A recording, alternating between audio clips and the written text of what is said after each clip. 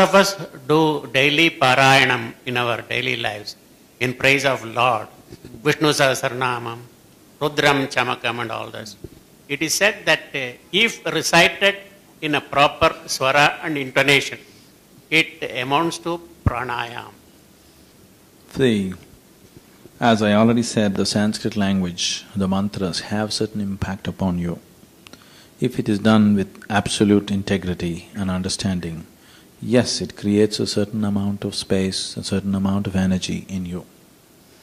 It would be improper to call it pranayam, because pranayam as a process goes much deeper than chanting of the mantras. Mantras have very beneficial impact upon you, no doubt about that. When they say pranayam, they may be saying, because in the Brahmin culture, pranayam means just nadi shuddhi. Yes, if you're just calling nadi shuddhi as pranayam, maybe that much impact may happen because of mantra chanting or doing this parayanam. But if you're thinking that this is a prayer which is going to reach God and things are going to happen to you, it's a wrong understanding. Prayer is not something that you do, it is something that you become. Prayer is a quality, prayer is not an act that you do. There's a wonderful story. Once, one of the Baptist missionaries from United States went to a certain remote part of Siberia. There, when he went to the town, because he wants to convert people into his great religion, everybody else is a pagan in his understanding.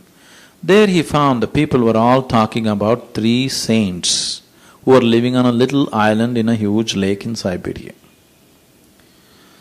So, he wanted to see who the saints are, took a boat and a boatman and went there across the lake, reached there. Then he found these people were utterly uneducated, illiterate shepherds. He went and saw these people, they looked filthy, and somehow these 3 guys just living on an island, they look wild men. Then he asked them, okay, what is this and what is the prayer that you do? So first one said, every day I pray that all the sheep, they must all be well and they must come back home. None of the sheep should be lost in the cold. This is the prayer I do. This ignorant fool, he thinks it's prayer. Then he asked the second man, he said about the sheep's health and this and that.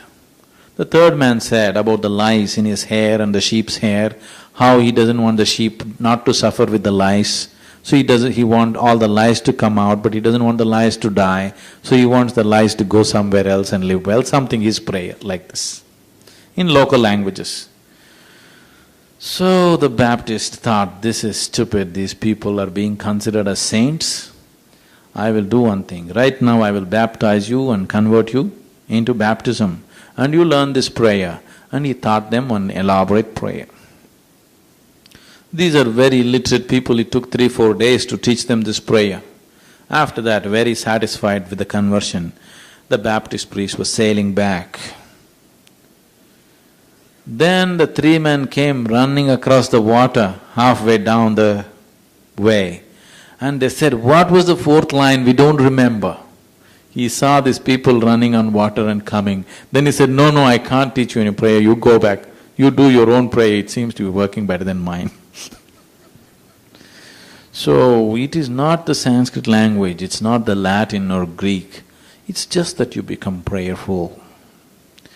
To become prayerful means you should not be big.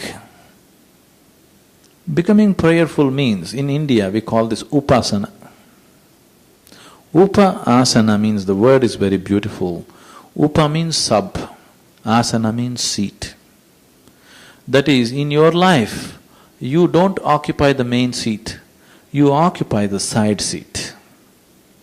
You have occupied a minor seat in your own life.